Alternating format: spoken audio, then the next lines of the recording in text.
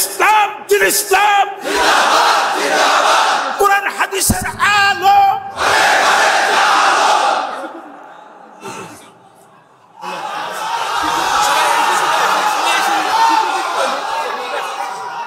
আমাদের প্রিয় মাতৃভূমি বাংলাদেশ খুব সেন্সিটিভ এন্ড ক্রুশাল একটা টাইম পার করছে। আমরা আমাদের প্রিয় মাতৃভূমির জন্য আজকের কেপ টাউনের বাইতুল কুদস মসজিদ থেকে, মসজিদুল কুদস থেকে দোয়া করি, আল্লাহ তাআলা আমার প্রিয় মাতৃভূমি বাংলাদেশকে হেফাজত করুক। যেটাতে আমার দেশের কল্যাণ, যেটাতে আমার দশের কল্যাণ, আল্লাহ তাআলা সেই ফয়সালা করুক। বাংলাদেশে চাকরির বাজার মন্দা, ব্যবসা করতে গেলে অনেক ঝক্কি ঝামেলা, নিরাপত্তা, এটা সেটা অনেক কিছু বিবেচনা করে আমাদেরকে থাকতে হয়। তার বিপরীতে এখানে আল্লাহ তাআলা আপনাদেরকে প্রতিষ্ঠিত করেছেন। অনেকে এই দেশের ন্যাশনালিটি পেয়েছেন, সাউথ আফ্রিকান ন্যাশনালিটি পেয়েছেন। তারপর ব্যবসায় আপনারা ভালো করছেন, রিজিকের 10 ভাগের 9 ভাগ আল্লাহ ঢুকিয়ে দিয়েছেন ব্যবসার ভেতরে, আলহামদুলিল্লাহ। তো দেশে যারা স্ট্রাগল করছে তাদের তুলনায় তো আমরা অনেক ভালো, কি বলেন? আপনাদের কোনো কমপ্লেন নাই তো? সবসময় কি বলবেন? আলহামদুলিল্লাহ বললে আল্লাহ তাআলা নিয়ামত আরো বাড়িয়ে দিবে। আমি প্রাণ ভরে আপনাদের জন্য দোয়া করি, আল্লাহ তাআলা আপনাদের রিজিকে বারাকা দান করুক, আল্লাহ তাআলা আপনাদের স্বাস্থ্যে বারাকা দান করুক, আপনাদের কর্ম প্রচেষ্টা, আপনাদের অ্যাক্টিভিটি, আপনাদের এঙ্গেজমেন্ট আল্লাহ তাআলা বারাকা দান করুক। সম্মানিত সুধী, আর কাল বিলম্ব না করে আমি আমার মূল আলোচনায় যাচ্ছি। সাংবাদিক ভাইরা ছাড়া কেউ মোবাইল ব্যবহার করবেন না। যারা জার্নালিস্ট শুধু তারাই মোবাইল ব্যবহার করবেন। পেছনে আমি বলার পরে ওই যে কিছু ভাইরা মোবাইল ধরে ধরে ভিডিও করতেছেন, এটাই লাস্ট অ্যানাউন্সমেন্ট। এই মোবাইল ইস্যু নিয়ে আর কথা বলবো না। মেহেরবানি করে মোবাইল ব্যবহার করবেন না, আর কাউকে করতে দেখলে তাকে স্টপ করাবেন। সম্মানিত সুধী, আমি সূরাত আল হুজরাতের 10 নম্বর আয়াত তেলাওয়াত করেছি, যেখানে আল্লাহ তাআলা আমাদের ভ্রাতৃত্বের গুরুত্ব নিয়ে আলোকপাত করেছেন। আমি মূল আলোচনায় যাচ্ছি এবং আমি সবাইকে রিকোয়েস্ট করব যে নিয়তটাকে খালেস করে একমাত্র আল্লাহ তাআলার সন্তুষ্টির জন্য 1 ঘন্টা আমরা একটু স্যাক্রিফাইস করি। কত ভাবে কত জায়গাতে আমাদের সময় চলে যায়। হতে পারে এই 1 ঘন্টার আলোচনা তো কারোর জন্য এটা নাজাতের ওয়াসিলা হয়ে যেতে পারে।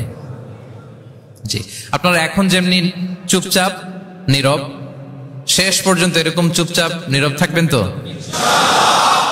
আর বিরক্ত হলে আমাকে বলবেন যে হুজুর আন না, তাহলে আমিও বেঁচে যাই। জি, মাশাআল্লাহ, তাবারাকাল্লাহ। আল্লাহ তাআলা আমাদের আশাকে, বসাকে, এই আয়োজনকে কবুল করুক। আমরা এখানে যেমনি একত্রিত হলাম, আমরা আল্লাহর জান্নাতেও যেন এমনি একত্রিত হতে পারি। আল্লাহ তৌফিক দান করুক। প্রিয় ভাইরা, সূরাতুল হুজরাতের 10 নম্বর আয়াতে আল্লাহ তাআলা বলছেন, ইন্নামাল মুমিনুনা ইখওয়া। আল্লাহ বলেন বিশ্বাসীরা ভাই ভাই, মুমিনরা ভাই ভাই। আমরা মুমিনরা কি? ভাই ভাই। এটা ফিল হয়? হ্যাঁ, এটা ফিল করতে হবে, শুধু মুখে বললে হবে না। আমরা কিন্তু ভাই ভাই, উই আর ব্রাদার্স ইন ইসলাম। ইন্নামাল মুমিনুনা ইখওয়া, বিশ্বাসীরা ভাই ভাই। ফাআসলিহু বাইনা আখাওয়াইকুম। আর এই ভ্রাতৃত্বের মধ্যে যদি কখনো টানাপোড়েন হয়, বোঝাপড়ায় সমস্যা হয়, বিরোধ হয়, তাহলে মিলমিশ করে দিও, তোমরা সেটা আপোষে মীমাংসা করে দিও। আদেশটা কার? আওয়াজ করে বলুন না, আদেশটা কার? বিশ্বাসীরা ভাই ভাই। এই ভ্রাতৃত্বের বন্ধনে যদি কখনো বোঝাপড়ায় ঝামেলা হয়, বিরোধ হয়, বিবাদ হয়, আপোষে মীমাংসা করে দিও, মিলে যেও। আর ওয়াত্তাকুল্লাহ, আল্লাহকে ভয় করো, লাআল্লাকুম তুরহামুন, তাহলে তোমরা অনুগ্রহ প্রাপ্ত হবে। এই আয়াতটাকে ঘিরে কিছু বার্তা আজকে এই কেপ টাউনের এই প্রোগ্রামে আমি শেয়ার করবো ইনশাআল্লাহ। তাহলে প্রথম মেসেজ হচ্ছে আমরা ভাই ভাই, উই অল আর ব্রাদার্স। মুমিনরা ভাই ভাই, আওয়াজ করে বলুন, মুমিনরা আমরা ভাই ভাই। পৃথিবীতে ভ্রাতৃত্ব, ব্রাদারহুড, এটা অনেক ধরনের। 1 নম্বর ভ্রাতৃত্ব হচ্ছে আল উখুয়া আল ইনসানিয়া, মানবিক দিক থেকে ভাই। যারাই মানুষ তারাই ভাই, কারণ আমাদের আদি পিতার নাম, আদিমাতা Adam and Eve. We came from the very same source, same origin. একটা জায়গা থেকে আসছে। সবার বাপ যদি একজন হয়, সবার মা যদি একজন হয়, তো আমরা সবাই কি? সুবহানাল্লাহ পড়বেন না? তাহলে ভ্রাতৃত্বের একটা রূপ হচ্ছে আল উখুয়া আল ইনসানিয়া, মানবিক দিক থেকে ভাই। সেই হিসেবে হিন্দু আমার ভাই, খ্রিস্টানও আমার ভাই, বৌদ্ধ আমার ভাই, নাস্তিক আস্তিক সবাই আমার ভাই। এটা হলো ভ্রাতৃত্বের একটা ধরন। ভ্রাতৃত্বের আরেকটা ধরন হচ্ছে আল উখুয়া আন নাসাবিয়া, বংশীয় ভাই, বংশের সম্পর্ক বা রক্তের সম্পর্ক। যেমন আমার চাচাতো ভাই, খালাতো ভাই, আরো ক্লোজে গেলে আমার আপন ভাই, মায়ের পেটের ভাই, এক রক্তের ভাই, ঠিক কিনা বলেন? এটা হলো 2 নাম্বার, এটা রক্তের সম্পর্ক। তাহলে একটা হচ্ছে মানবিক দিক থেকে সম্পর্ক ভাইয়ের, সবাই ভাই ভাই। আরেকটা হচ্ছে বংশীয় বা রক্তের সম্পর্ক, আমার সিবলিং, শাকিক, আমার আপন ভাই, 2টা গেল। 3 নাম্বার হচ্ছে আল উখুয়া আদ-দীনিয়া, দ্বীনি ভাই। আর আমরা এটা নিয়েই কথা বলছি, আল উখুয়া আদ-দীনিয়া। ইন্নামাল মুমিনুনা ইখওয়াতুন, মুফাসসিরিন ইকরাম বলেছেন ইয়ানি ইখওয়াতুন ফিদ-দীন। মুমিনরা ভাই ভাই হচ্ছে 3 নাম্বার সেন্সে, আমরা দ্বীনি ভাই। আমি আপনাদের কাউকে দেখি নাই, আমাকে হয়তো সোশ্যাল মিডিয়ায় দেখেছেন, কিন্তু সরাসরি হয়তো দেখেন নাই। কিন্তু এই যে আমাদের ভ্রাতৃত্ব, এটা দ্বীনি ভ্রাতৃত্ব, দ্বীনি ভাই। আমরা কি ভাই? এবং ইন্টারেস্টিংলি এই দ্বীনি ভাই বা দ্বীনি ভ্রাতৃত্ব আগের 2টার চেয়ে মজবুত। কখনো কখনো এটা রক্তের সম্পর্ককেও ছাড়িয়ে যায়। সুবহানাল্লাহ পড়েন। বদরের যুদ্ধে এই পাশে কুরাইশরা মানে মুশরিকরা, এই পাশে মুমিনরা। এমনও হয়েছে রাসূল সাল্লাল্লাহু আলাইহি ওয়াসাল্লামের পক্ষে মুমিনদের ওখানে এক ভাই, আর আবু জাহেলের সাথে আরেক ভাই, দ্বন্দ্ব, সংঘাত। এই ভাই ওই ভাইকে হত্যা করেছে দ্বীনের কারণে।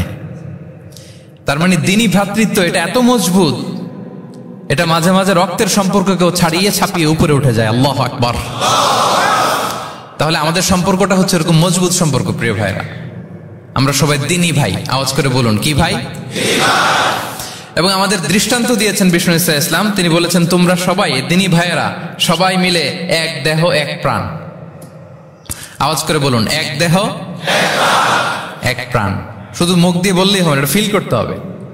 আমরা সবাই এক দেহ এক প্রাণ। বিষ্ণুই বলেন মাসালুল মুমিনিনা ফি তাওয়াদ্দিহিম ওয়া তারাহুমিহিম ওয়া তাআতুফিহিম মাসালুল জাসাদ। মুমিনদের ভালোবাসা সম্পর্ক, এটা দৃষ্টান্ত হচ্ছে পারস্পরিক ভালোবাসা সম্পর্ক হচ্ছে কামাসালিল জাসাদ, এটা একটা দেহের মতো। আমরা সবাই মিলে এক দেহ। দেহের কোনো অঙ্গ যদি ইনজুর্ড হয়, সারা দেহ যেমনি কষ্ট পায়, বিশ্বের কোথাও আমার কোনো দ্বীনি ভাই যদি কষ্ট পায়, আমাদের প্রত্যেকের হৃদয়ে রক্তক্ষরণ ঘটে। চিল্লায় বলেন ঠিক কিনা? আপনার পা কেটে গেছে, এখন আমরা কি এরকম ভাবি যে পা গেছে তো কি হয়েছে, পাই না, কষ্ট পাবে, সারা দেহ তো ওকে। ব্যাপারটা কেমন? দেখবেন পা কেটে গেলে রাতে ঘুম আসে না, ওইটার ব্যথায় জ্বর চলে আসে, এরকম আসে না? নাই? এই জন্য বিষ্ণু ইসলাম বলেছেন মাসালুল জাসাদ, একটা দেহ, দেহের এক অঙ্গ ইনজুর্ড হলে যেমনি সারা দেহ কষ্ট পায়, পুরো দেহটা রাত জেগে থাকে, জ্বর এসে যায়, তেমনি গোটা বিশ্বের কোনো প্রান্তে, কোনো জনপদে, কোনো এলাকায় কোন মুসলিম ভাইয়ের যদি কষ্ট হয়, সেটা আমাদের হৃদয়ে যেয়ে লাগে। ঠিক কিনা বলেন? ফিলিস্তিনের ভাইরা যদি কাঁদে, আমাদের ভালো লাগে? কাশ্মীরের ভাইরা যখন গৃহহীন হয়, আমরা এটা সহ্য করতে পারি? মিয়ানমারে আমার মুসলিম ভাইরা যখন নির্যাতিত হয়, আমরা কি এটা মেনে নেই? কারণ এক দেহ এক প্রাণ। আওয়াজ করে বলুন, এক দেহ এক দেহ। এটা মনে রাখতে হবে, আমরা এক দেহ এক প্রাণ। এবং বিষ্ণু ইসলাম বলেছেন যে আমাদের সম্পর্কটা হচ্ছে রোহামা উবাইনাহুম। এই যে এত বলার পরে এরপরও ভিডিও করে মোবাইল দিয়ে, ভলান্টিয়াররা স্টপ করে দিবেন। এবং বিষ্ণু ইসলাম এটাকে এত গুরুত্ব দিয়েছেন, আমরা যদি কোরআনের দিকে তাকাই, আল্লাহ তাআলা বলেছেন আমাদের সম্পর্কটা হচ্ছে রোহামা উবাইনাহুম। রোহামা, একে অপরের প্রতি আমরা সফট হার্টেড, রহম দিল, একে অপরের প্রতি সফট হার্টেড। কোরআনের অন্য জায়গায় এসেছে বুনিয়ানুম মারসুস, সীসা ঢালা প্রাচীরের মতো আমাদের সম্পর্ক। সুবহানাল্লাহ পড়বেন না? কখনো কখনো হাদিসে এসেছে এক ভাই হচ্ছে আরেক ভাইয়ের মিরআতুল মুমিন। এক মুমিনের জন্য আরেক মুমিন হচ্ছে আয়না। আয়নার সামনে দাঁড়ালে দেখা যায় যে আমার এখানে একটা দাগ, তারপর আয়নার সামনে দাঁড়ালে আমাকে ঠিক করে নেওয়া যায়, গুছিয়ে নেওয়া যায়। তার মানে আমার সমস্যা, আমার ভুল, আমার খুঁত, আমার স্পট, এটা আয়না বলে দেয়। মুমিনরাও এরকম, এক ভাই আরেক ভাইকে সংশোধন করে দেয়। সুবহানাল্লাহ পড়েন। এবং কোরআন কখনো কখনো আমাদেরকে বলেছে যে ওয়ায়ুসিরুনা আলা আনফুসিহিম ওয়ালাউ কানা বিহিম খাসাসা, ভ্রাতৃত্বের সম্পর্কটা এমন হবে যে নিজের প্রয়োজনের চেয়েও মুমিন ভাই তার অন্য ভাইয়ের প্রয়োজনকে গুরুত্ব দিবে। পড়েন সুবহানাল্লাহ। আমার প্রয়োজন, তারপর আমি না নিয়ে আমার ভাইকে দিব, এরকম নিদর্শন আমাদের মধ্যে আছে না নাই? আপনারা ইয়ারমুকের যুদ্ধের নাম শুনেছেন, হিজরি 15 সালের কথা। বিষ্ণু ইসলামের ইন্তেকালের 4-5 বছর পরের ঘটনা। ওমরে ফারুক রাদিয়াল্লাহু তাআলা আনহু, উনি হচ্ছেন তখন আমাদের খলিফা, the second caliph of Islam, আমিরুল মুমিনিন, খলিফাতুল মুসলিমিন। তো ইয়ারমুকের যুদ্ধে আল্লাহ তাআলা আমাদেরকে বিজয় দান করেছিলেন, কিন্তু এমনি এমনি বিজয় আসে নাই, এমনি এমনি আসে নাই। একের পর এক সাহাবারা আহত হয়েছেন, নিহত হয়েছেন, মানে শহীদ হয়েছেন। এবং যুদ্ধের এক পর্যায়ে এমন হয়েছে, খাবারের অভাবে, পানির অভাবে সাহাবারা ছটফট করছিলেন, এক ফোঁটা পানি নাই, রুহু বেরোয় যায়, পানি পানি বলে চিৎকার করছেন। তৃষ্ণায় যখন কাতর, ওই সাহাবীর কাছে পানি নিয়ে আসা হলো, মশক দিয়ে পানি নিয়ে আসা হলো, সামান্য কিছু পানি, যে নেন। তো উনি যখন পানি খাবেন, দেখতে পেলেন যে পাশে আরেক ভাই চিৎকার করে পানি পানি, এক ফোঁটা পানি দাও, চিৎকার করছে। ওই সাহাবী বলতেছেন, আমার দরকার নেই, আমার ভাইকে নিয়ে আগে দাও, আমি পরে খাবো। আল্লাহ। ওই দ্বিতীয় সাহাবীর কাছে যাওয়া হলো এই মশক নিয়ে, যে আপনি একটু পানি খেয়ে তার হৃদয়টাকে শান্ত করেন, ঠান্ডা করেন। তিনি যখন পানি মুখে নিতে যাবেন, পাশে আরেক ভাই চিৎকার করছে, পানি পানি, এক ফোঁটা পানি দাও। ওই সাহাবী বললেন, আমাকে না, আমার ভাইকে দাও, আমার আগে আমার ভাইকে দাও। ওই সাহাবার কাছে নিয়ে যাওয়া হলো যে আপনি আগে খান।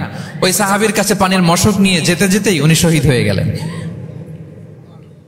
আবার মশক নিয়ে দ্বিতীয় সাহাবীর কাছে আসতে না আসতে দ্বিতীয় সাহাবীও শহীদ হয়ে গেলেন।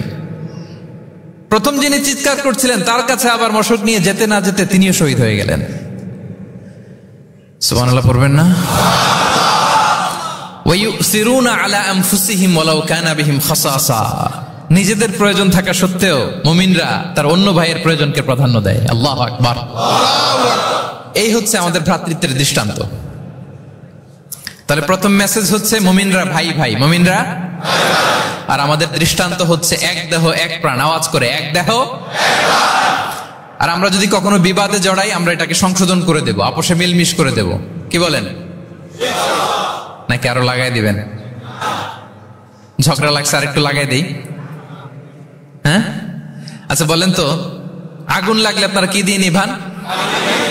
ওইখানে যদি কেউ তেল ঢেলে দেয়, এই কাজ করবেন? মিলিয়ে দিব আমরা, পারা যাবে তো? প্রিয় ভাইরা, ইউনিটির কোনো বিকল্প নাই, সংঘবদ্ধ থাকার বিকল্প নাই, সুসম্পর্কের কোনো বিকল্প নাই। আজকে যদি আপনি সমাজের দিকে তাকান, দেখবেন আমাদের সম্পর্কগুলো নষ্ট হয়ে যাচ্ছে পারস্পরিক। বাবার সাথে ছেলের সম্পর্ক ভালো না, বৌমার সাথে শাশুড়ির সম্পর্ক ভালো না, ভাইয়ের সাথে ভাইয়ের সম্পর্ক ভালো না, মামাকে দেখলে ভাগিনা সালাম দেয় না, আছে না নাই? চাচার সাথে ভাতিজার সম্পর্ক ভালো না, স্ত্রীর সাথে স্বামীর সম্পর্ক ভালো না। কত রিপোর্ট যে আমাদের কাছে আসে। নেতার সাথে কর্মীর সম্পর্ক ভালো না, এরকম আছে না নাই? তাহলে আমাদের মধ্যে সম্পর্কের টানা পড়েন, গ্যাপ, এটা আছে না নাই বলেন? এই সম্পর্কের টানা পড়েনের জন্য আমরাই দায়ী। এর কারণ হচ্ছে আমরা সম্পর্কগুলোর যত্ন নেই না। আপনি যদি একটা গাছ লাগান, লাগিয়ে যদি রেখে দেন, এটা বাঁচবে? এটা কি করতে হয়? পরিচর্যা করতে হয়, যত্ন নিতে হয়, সার দিতে হয়, পানি দিতে হয়, নিড়ানি দিতে হয়, আগাছা পরিষ্কার করতে হয়। তার মানে গাছ লাগালে এটার যত্ন নিতে হয়। কথা বুঝতে পেরেছেন?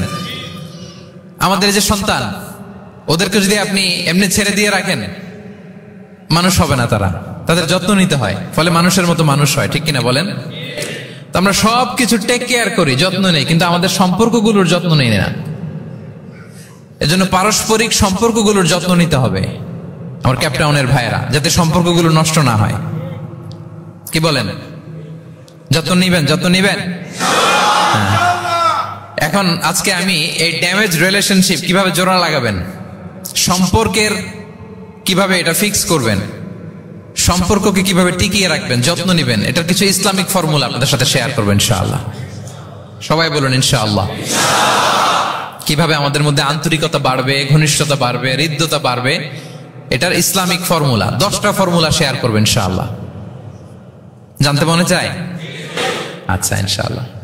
তাহলে শুরু করছি, কি করে আমরা আমাদের সম্পর্কগুলোর যত্ন নিব, কি করে আমাদের পারস্পরিক হৃদ্যতা, ভালোবাসা, আন্তরিকতা বাড়াবো, এ ব্যাপারে কোরআন এবং সুন্নাহ আমাদেরকে কি বলে।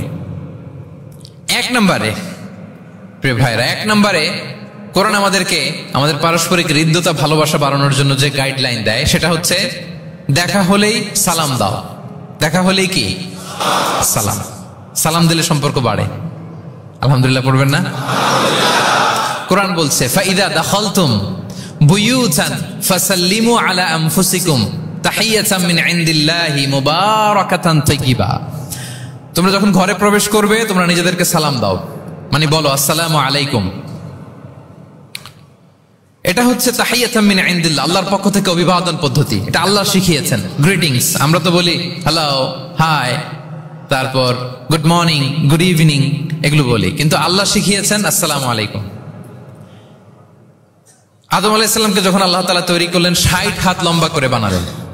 কয় হাত? আপনি কয় হাত? আপনিও 60 হাত। আমাদের হাতে রাফলি 3.5 হাত। কিন্তু আদম আলাইহিস সালাম তিনি লম্বায় কত ছিলেন?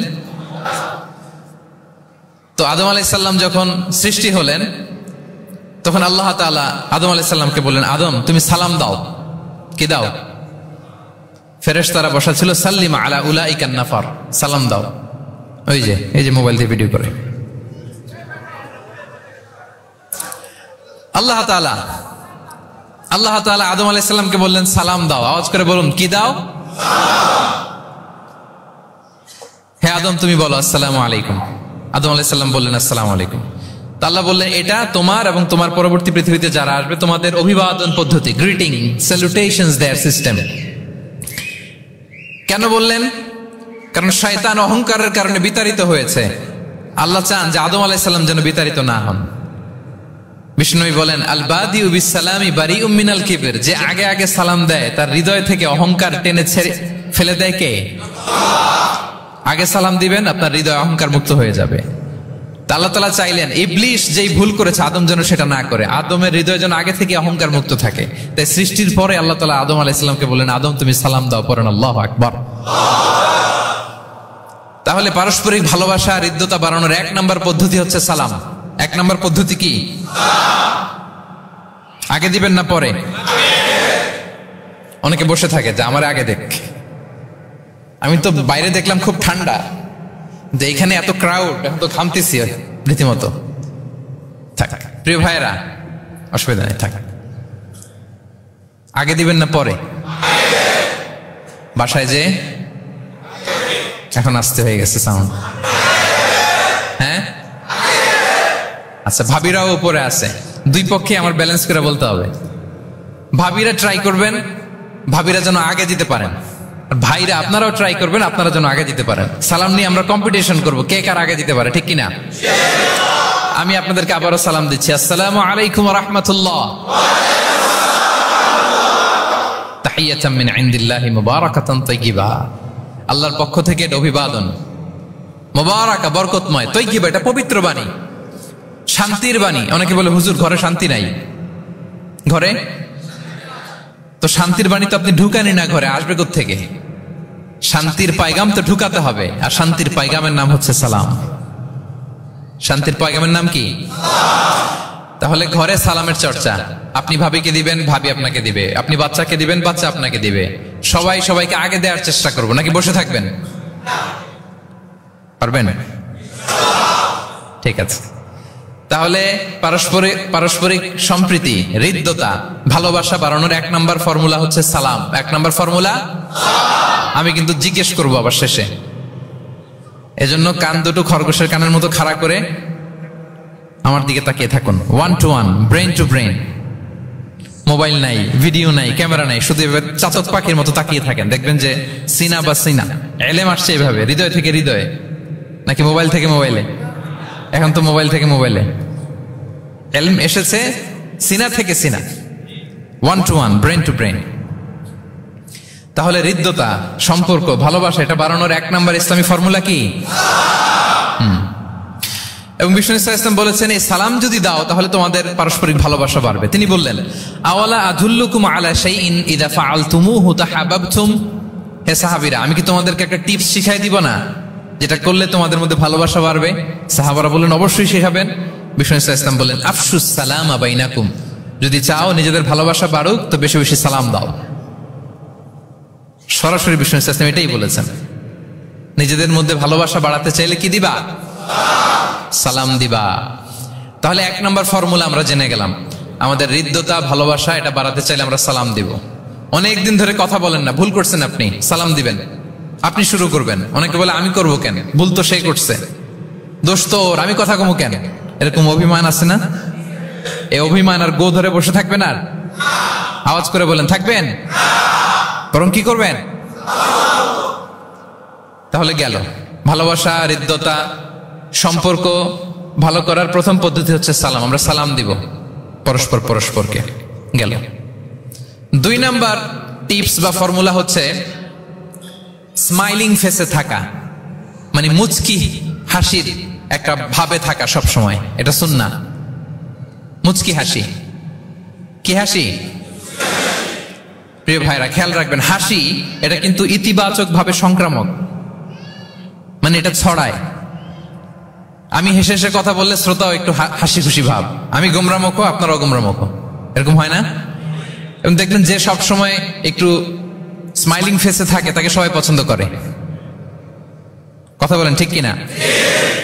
হাসি এটা পজিটিভলি সংক্রামিত হয়, ছড়ায়, অন্যকে প্রভাবিত করে, এবং মানসিক স্বাস্থ্যের সাথে হাসির সম্পর্ক আছে। যারা গোমরামুখ থাকে এরা অসুস্থ থাকে বেশি, আর যারা হাসি খুশি থাকে এরা সুস্থ থাকে বেশি। এজন্য হাসবেন তো, নাকি চেহারা গোমরা করে রাখবেন? এই দেখছেন সবার মধ্যে একটা হাসি হাসি ভাব চলে আসছে, আলহামদুলিল্লাহ বলেন। তাহলে পারস্পরিক সম্প্রীতি, ভালোবাসা বাড়ানোর পদ্ধতি হচ্ছে কারোর সাথে কথা বললে, দেখা হলে আমরা একটা স্মাইলিং ফেসে থাকবো, মুচকি হাসি। হাসি 3 ধরনের আমার ক্যাপটাউনের ভাইরা। কয় ধরনের? একটা হচ্ছে কাহকাহা, অট্ট হাসি, এটা জায়েজ নাই। এই যে আমরা ছোটবেলায় আলিফ লালার মধ্যে আলিফ লালার দত্ত হা হা হা হা করে একটা হাসি দিত না? এই হা হা হা করে এই হাসি দেয়া যাবে নিষেধ। উদাহরণ দেওয়ার জন্য আমি বললাম আর কি। আচ্ছা, আরেকটা হচ্ছে আদ-দেহেক। আদ-দেহেক মানে স্বাভাবিক হাসি, একটু দাঁত দেখা যায়, এটা জায়েজ, এটা দেয়া যাবে। সবচেয়ে ভালো এন্ড রেকমেন্ডেড এন্ড সুন্নাহ হচ্ছে তাবাসসুম, মুচকি হাসি। আল্লাহু আকবার। বিষ্ণু সাল্লাল্লাহু আলাইহি ওয়াসাল্লামের চেহারা মোবারকের মধ্যে সব সময় মুচকি হাসির একটা রেশ ওনার ঠোঁটে লেগেই থাকতো। সাহাবী আব্দুল্লাহ ইবনে হারিস রাদিয়াল্লাহু তাআলা আনহু বর্ণনা করেন, তিনি বলেন, মা রাআইতু আহাদান আকসারা তাবাসসুমান মিন রাসূলিল্লাহি সাল্লাল্লাহু আলাইহি ওয়াসাল্লাম। তিনি বলেন, আমি আমার জীবদ্দশায়, আমার জীবনে রাসূল সাল্লাল্লাহু আলাইহি ওয়াসাল্লামের চেয়ে বেশি কাউকে মুচকি হাসি অবস্থায় থাকতে দেখি নাই। সব সময় মুচকি হাসি, একটা স্মাইলিং ফেস থাকবেন, নাকি গোমরা মুখ থাকবেন? হ্যাঁ, কি করবেন? মুচকি হাসি। এবং আপনি আপনার ভাইয়ের দিকে তাকিয়ে মুচকি হাসি যদি দেন, বিষ্ণু সাল্লাল্লাহু আলাইহি ওয়াসাল্লাম বলেন, তাবাসসুমুকা ফি ওয়াজহি আখিকা সাদাকা, your smile to your brother it's a charity. তুমি তোমার ভাইয়ের দিকে তাকিয়ে যে মুচকি হাসি দাও, এটা দিলেও সাদাকার সওয়াব হয়ে যায়। আপনি দিলেন হাসি, আমলনামায় যুক্ত হলো কি? সাদাকা।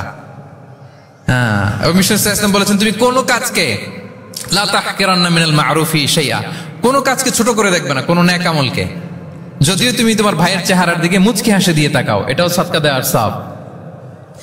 তাহলে আমরা কারোর সাথে যখন কথা বলবো, দেখা হবে, আমরা একটা স্মাইলিং ফেসে থাকবো, গোমরা মুখ থাকবো না। কি বলেন, পারা যাবে? সব সময় স্মাইলিং ফেস, মুচকি হাসি। বিষ্ণু সাল্লাল্লাহু আলাইহি ওয়াসাল্লাম মুচকি হাসতেন। যে মুচকি যারা হাসি তাদেরকে সবাই পছন্দ করে। মুখটা যদি গোমরা করে কেউ রাখে, দেখতে ভাল লাগে, কথা বলতে ভাল লাগে। দেখবেন অনেক বড়দেরকে বাচ্চারা ভয় পায়, কাছে যায় না। কেন বলেন তো? গম্ভীর থাকে। আবার অনেক মানুষের কাছে তাকে দেখলেই বাচ্চারা দৌড়ে কোলে কোলে উঠতে যায়, আছে না নাই? Smiling face. এই যে আমাদের শেখ মঈনুদ্দিন আজকে আমার সাথে একটা সফরে ছিল, দেখি যেই বাচ্চাকেই দেখে বলে, come on give me a hug, give me a hug. তো এই মানুষকে বাচ্চারা ভালো না বেসে পারবে? সুবহানাল্লাহ, এরকম হইতে হবে। বিষ্ণু ইসা ইসলামকে বাচ্চারা দেখলে খুব খুশি হতো, কোলে বসতে চাইতো। এক বাচ্চা তো কোলে বসে পেশাবি করে দিছে। সুবহানাল্লাহ পড়বেন না? বিষ্ণু ইসা ইসলাম নাতনিদেরকে কোলে নিয়ে নফল নামাজ পড়তেন। উমামা বিনতে যায়েদ, উমামা বিনতে যায়নাব, বিষ্ণু ইসা ইসলামের কন্যা যায়নাবের মেয়ে, মানে বিষ্ণু ইসা ইসলামের নাতনি উমামাকে নিয়ে বিষ্ণু ইসা ইসলাম একবার নফল নামাজ পড়েছেন। কান্না করে, কান্না থামাই না, নানা ভাইয়ের কোলে থাকবে তো উনি কোলে রেখে আল্লাহু আকবার, রুকু দেওয়ার সময় পাশে রেখে রুকু সেজদা, ওঠার সময় আবার কাঁদতেছে তো আবার কোলে নিয়ে আবার কেরাত। সুবহানাল্লাহ। তো আমরা সবাই স্মাইলিং ফেসে থাকবো আজকে থেকে, ক্যাপটাউনের ভাইয়েরা। একসাথে আওয়াজ করে বলুন ইনশাআল্লাহ। হৃদ্যতা ভালোবাসা বাড়ানোর টিপস কয়টা বললাম? 1 নম্বরে সালাম, 2 নম্বরে মুচকি হাসি। দেখছেন সবাই মুচকি হাসি দিয়ে আস। আচ্ছা, 3 নাম্বার হচ্ছে কাউকে ওয়েলকাম করা। কেউ যদি আপনার সাথে দেখা করতে আসে তাকে ওয়েলকাম করা, আহলান ওয়া সাহলান বলা। একজন আসছে আপনার বাড়িতে মেহমান, আপনি কথাই বলেন না, কথা নাই, সালাম নাই, কিছু নাই, যে চা দিতেছেন ওনার ঠেকা পড়ছে চা খাবে না, আর জায়গা নেই ওনার চা খাওয়ার দুনিয়াতে। না, এটা করবেন না। আপনি এগিয়ে যাবেন, সালাম দিবেন, মুসাফা করবেন, মুআনাকা করবেন, খোঁজ খবর নেবেন, ওয়েলকাম জানাবেন, লিটারালি ওয়েলকাম। এরকম যদি করেন, যদি ওয়েলকাম বলেন, তাকে আনার জন্য এগিয়ে যান, হি ফিল লাইক, মানে আপনি তাকে দেখে খুশি, you are very happy to see him and you love his presence here. সে আসছে, আপনি খুশি, তার কোম্পানিটা ভালো লাগতেছে, এটা সে ফিল করবে। এজন্য কেউ আসলে, আপনার ওয়ার্ক প্লেসে যদি আসে, আপনার বাসায় যদি আসে, আপনার সাথে দেখা করতে যদি আসে, আপনি এগিয়ে তাকে সালাম দিয়ে ওয়েলকাম করবেন। কি করবেন? পারা যাবে? বিষ্ণু ইসা ইসলাম লিটারালি এই ওয়েলকাম শব্দটা ব্যবহার করতেন। এজন্য আমি চুজ করেছি, পিক করেছি ওয়েলকাম। তিনি বলতেন মারহাবান। মারহাবান আরবিতে কি বলতেন? মারহাবান। আমরা যে বলি বাংলায় আহলান ওয়া সাহলান ওয়া মারহাবান, এই বিষ্ণু ইসা ইসলাম লিটারালি মারহাবান শব্দটা ব্যবহার করতেন। এগুলোকে কার্টিসি বলে। এগুলোকে কি বলে? Social manner, কার্টিসি। দেখেন বিষ্ণু ইসা ইসলাম আমাদেরকে কিভাবে কার্টিসি শেখায়, কিভাবে সোশ্যাল ম্যানার শেখায় আমাদেরকে। বিষ্ণু ইসা ইসলাম সরাসরি মারহাবান বলতেন, স্বাগতম জানাতেন, যাতে করে ওই লোকটা ভালো ফিল করে, সে বোঝে যে তাকে দেখে আপনি হ্যাপি। বলেন তো, রাসূল সাল্লাল্লাহু আলাইহি ওয়াসাল্লামের সময়কালে ইসলামের সবচেয়ে বড় শত্রু কে ছিল? আবু জাহেল। তার ছেলের নাম কি কেউ বলতে পারেন? ইকরামা। ইকরামা অনেক যুদ্ধে মুসলমানদের বিরুদ্ধে ছিল, মক্কা বিজয় পর্যন্ত ইসলাম ধর্ম গ্রহণ করে নাই, অনেক সাহাবাকে হত্যা করেছে। রাসূল সাল্লাল্লাহু আলাইহি ওয়াসাল্লাম যখন মক্কা বিজয় করলেন, সে ভাবলো এবার তো আমার খবর আছে। সে পালালো, পালাতে পালাতে ইয়ামান চলে গেছে। তখন এক মহিলা সাহাবী রাসূল সাল্লাল্লাহু আলাইহি ওয়াসাল্লামকে বললেন, ইয়া রাসূলুল্লাহ, আপনি যদি আমাকে অনুমতি দেন, আমি ইকরামাকে খুঁজে বের করব, আপনার কাছে নিয়ে আসবো। রাসূল সাল্লাল্লাহু আলাইহি ওয়াসাল্লাম বললেন, যাও, ইকরামাকে আমি আমান দিলাম, সিকিউরিটি দিলাম। এই মহিলা সাহাবী যে খুঁজে নিয়ে আসলো, ইকরামাকে কনভিন্স করলো। ইকরামা লজ্জিত হয়ে বিষ্ণু সাল্লাল্লাহু আলাইহি ওয়াসাল্লামের কাছে আসলো। কত বড় শত্রু! বিষ্ণু সাল্লাল্লাহু আলাইহি ওয়াসাল্লামের অনেক আত্মীয়কে হত্যা করেছে, সাহাবাদেরকে শহীদ করে দিয়েছে, আবু জাহেলের সন্তান।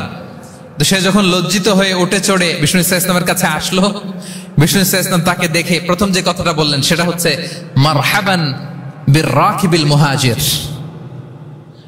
মারহাবান বির-রাকিবিল মুহাজির মানে welcome to the riding migrant. সুবহানাল্লাহ। মানে হে ঘোর সাওয়ার মাইগ্রেন্ট, হিজরতকারী ইকরামা, তোমাকে ইসলামে সুস্বাগতম। লিটারালি এই শব্দটা ব্যবহার করেছেন, মারহাবান। তাহলে বলেন তো, সে আশ্বস্ত হয়েছে না? শত্রু যদি আমান দেয়, এই দেশে ওই দেশ যুদ্ধ, ওই দেশ যদি বলে তোমার আমি মারবো না, আসো আমার এলাকায়, আমি যদি ঢুকি, আমার একটা ভয় থাকবে না? বিদ্রোহ তো করতে পারে, কি বলেন? বিষ্ণু ইসলাম দেখা মাত্রই বললেন মারহাবান বির-রাকিবিল মুহাজির, welcome to the riding migrant. সুবহানাল্লাহ। ওইখানেই দাঁড়িয়ে ইকরামা পড়ল আশহাদু আল্লা ইলাহা ইল্লাল্লাহ ওয়া আশহাদু আন্না মুহাম্মাদুর রাসূলুল্লাহ। শাহাদা পড়ে মুসলমান হয়ে গেল। তাহলে কারোর সাথে দেখা হলে তাকে ওয়েলকাম করতে হবে। আপনার মনে হতে পারে বিশেষ কারণে তাকে মারহাবান বলছে, এমনি হয়তো বিষ্ণু ইসলাম বলতো না ঘরে বাইরে, না, ইভেন ঘরে কাছের মানুষদেরকেও তিনি মারহাবা বলতেন। ইভেন ওনার মেয়ে ফাতেমা রাদিয়াল্লাহু তাআলা আনহা, নিজের মেয়ে, এর মারহাবা বলা দরকার আছে? ফাতেমা আসলে বলতো মারহাবা। সুবহানাল্লাহ নাই? আম্মা জান আয়েশা রাদিয়াল্লাহু তাআলা আনহা বর্ণনা করেন যে একবার আমাদের বাসায় ফাতেমা আসলো, নবীর মেয়ে। আর ফাতেমার হাঁটাটা ছিল নবীর হাঁটার মতো। আমি হাদিস বলে আবার বাংলা বেশি বললে সময় লেগে যাবে। ফাতেমার হাঁটা ছিল নবীর হাঁটার মতো। ফাতেমা যখন আসলো, ফাতেমাকে দেখেই বিষ্ণু ইসলাম বললেন, মারহাবান বিবনাতি, মারহাবান বিবনাতি, ওয়েলকাম টু মাই ডটার। হে আমার কন্যা ফাতেমা, তোমাকে ওয়েলকাম। আপনি আপনার মেয়েকে দেখে বলছেন কখনো? আপনার ছেলেকে বলেন, আপনার ওয়াইফকে বলেন মারহাবান, ওয়েলকাম, স্বাগতম? এমন হয় না যে আপনি রয়ে গেছেন কেপটাউনে, ভাবি বেড়াতে গেছে দেশে 2 মাসের জন্য, এরপর ভাবি আসলো, আপনি এয়ারপোর্টে ফুল নিয়ে দাঁড়িয়ে রইলেন, দেখা মাত্র কি বলবেন? Welcome to Cape Town. কি পারবেন না? ভাবিরা কিন্তু উপরতলায় বড্ড খুশি হয়ে যাচ্ছে, বলবেন। আবার ভাবিরাও অনেকদিন পরে আপনার হাজবেন্ডকে যখন পাবেন, আসবে, বলবেন ওয়েলকাম, তোমাকে সুস্বাগতম। পারা যাবে? রাসূল সাল্লাল্লাহু আলাইহি ওয়াসাল্লামের চাচাতো বোন নাম উম্মে হানি, আবু তালেবের কন্যা। বিদায় মক্কা বিজয়ের সময় রাসূল সাল্লাল্লাহু আলাইহি ওয়াসাল্লাম মক্কায় গোসল করতেছিলেন এক বাসায়। ফাতেমা রাদিয়াল্লাহু তাআলা আনহা একটা পর্দা টেনে দিলেন, উনি পানি ঢালতেছেন, গোসল করেন। হঠাৎ কে যেন ঘরে ঢুকলো। বিষ্ণু সাল্লাল্লাহু আলাইহি ওয়াসাল্লাম বললেন, কে?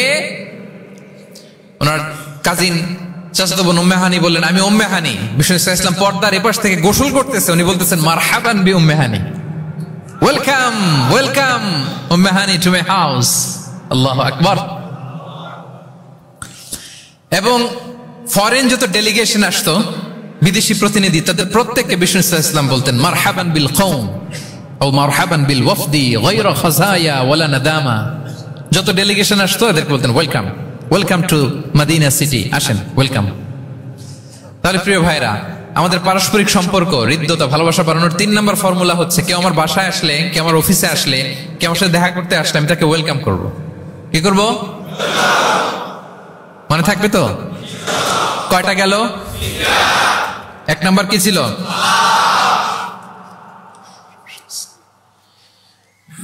2 নাম্বার, 3 নাম্বার ওয়েলকাম। আচ্ছা, আপনাদের কষ্ট হচ্ছে? 4 নাম্বার হচ্ছে ভালোবাসা, হৃদ্যতা বাড়ানোর 4 নাম্বার পদ্ধতি হচ্ছে, কারো কোনো ভালো গুণ দেখলে ওটা এপ্রিসিয়েট করা। যদি আমার বিপক্ষ দলের কেউ ভালো কিছু করে, আমরা ওইটাও বলতে চাই না, এরকম আছে না নাই? কারণ আমার দল করে না তো, বলতে চায় না, তাই না? কেন বলে না? আমার দল করে না। এদেরকে বলে দলান্ধ। ভালো একটা কাজ করছে, আমার মতের না, মতান্ধ, এটা এপ্রিসিয়েট করে না। এটা ভুল, এটা আপনি সুন্নাহ ব্রেক করছেন। সুন্নাহ হচ্ছে যে দলের হোক, যে মতের হোক, এমনকি ভিন্ন ধর্মী হোক, ভালো করলে এটা ক্রেডিট দিতে হবে, ভালো করলে এপ্রিসিয়েট করতে হবে, কমপ্লিমেন্ট দিতে হবে। আমরা অন্যের ভালো কাজের স্বীকৃতি দিতে চাই না, কার্পণ্য করি, ক্রেডিট দিতে চাই না, প্রশংসা করি না। আমরা গুণমুগ্ধ হই কিন্তু গুণগ্রাহী হতে চাই না। কারো একটা ভালো গুণ দেখে আমি ভিতরে ভিতরেও এত সুন্দর, কিন্তু বলি না, প্রকাশ করি না, এটা ঠিক না। সুন্নাহ হচ্ছে কারো ভালো কোনো গুণ দেখলে এটা প্রকাশ করা, এপ্রিসিয়েট করা। কি করা? এপ্রিসিয়েট করা। কারো ভালো গুণ দেখলে এপ্রিসিয়েট করবেন, যাতে সে উৎসাহিত হয়। বিষ্ণু সাল্লাল্লাহু আলাইহি ওয়াসাল্লাম করতেন। বিষ্ণু সাল্লাল্লাহু আলাইহি ওয়াসাল্লাম একবার এক হাদিসে 7 জন সাহাবীর 7টা গুণের কথা বলেছেন, মানে তাদেরকে এপ্রিসিয়েট করেছেন। এক হাদিসে 7 জন, কয়জন? তিনি বলেন আরহামু উম্মতি বি উম্মতি আবু বকর। আবু বকরের সামনে বলতেছে, আমার এই উম্মতের মধ্যে সবচাইতে সফট হার্টেড পারসন হচ্ছে আবু বকর। নরম দিল, নরম দিল। কি দিল? বিষ্ণু সাল্লাল্লাহু আলাইহি ওয়াসাল্লাম যখন ইন্তেকাল করলেন, ওনাকে খলিফা বানানো হলো। তো খলিফাই তো ইমাম মসজিদে নববীর। নামাজের সময় হয়েছে, উনি দাঁড়াইছেন। একামত হইছে, উনি কান্নার চোটে কেরাতি পড়তে পারে না। কেন? কারণ উনি ভাবতেছে কাইফা আকুমু মাকামা রাসূলিল্লাহ, আমি কিভাবে নবীর জায়গায় দাঁড়িয়ে ইমামতি করব। গতকাল তো এখানে নবী দাঁড়িয়ে ইমামতি করেছে, আমি নবীর জায়গায় ইমাম হব কিভাবে?